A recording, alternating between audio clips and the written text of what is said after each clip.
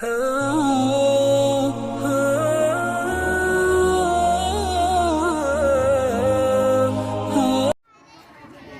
ونصلي على رسوله الكريم أما بعد فأعوذ بالله من الشيطان الرجيم بسم الله الرحمن الرحيم وثيابك فطهر.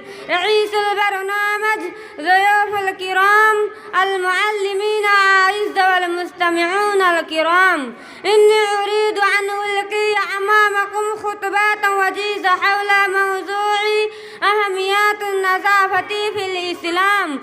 أيها الحاضرون، إذا نظرنا إلى جميع أصول الشريعة الإسلامية وفروعها من عقائد والعبادات والسنة والأخلاق، نجد أن قسما كبيرا منها هو الطهارة والنظافة والأخلاق. ولهذا النبي صلى الله عليه وسلم تحدث عن الطهارة والنظافة فقال: الطهارة من الإيمان. وسيرة رسول الله صلى الله عليه وسلم نفسه خير مثال على هذا المبدأ.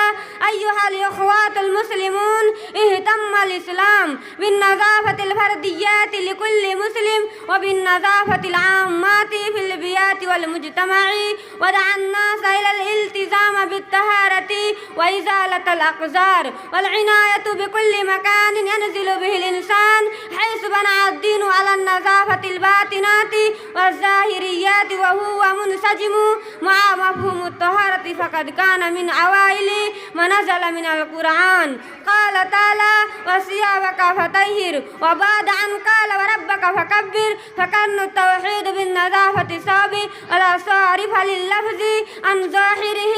وفي الحديث الصحيح عن عائشة رضي الله عنها قالت: قال رسول الله صلى الله عليه وسلم: ما على أحدكم أن وسد ساعة أن يتخذ ثوبين غير ثوب مهنته. أخرجه أبو داود. بين النبي صلى الله عليه وسلم: إن من مبادئ الإسلام النظافة. قال تعالى: إن الله يحب التوابين ويحب المتطهرين. وحث على النظافة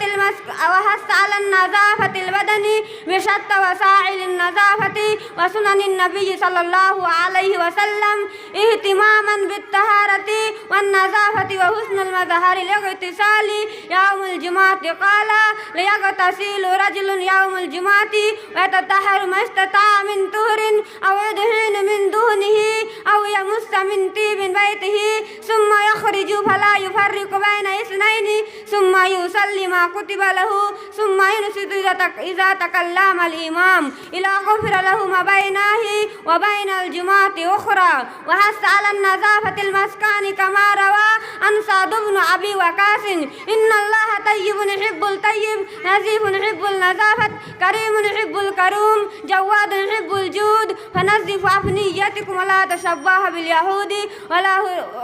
رواه البخاري. رواه الترمذي. وحث الإسلام على النظافتها من أوساخ والغبار. عن أبي هريرة رضي الله تعالى عنها: رجلا أسود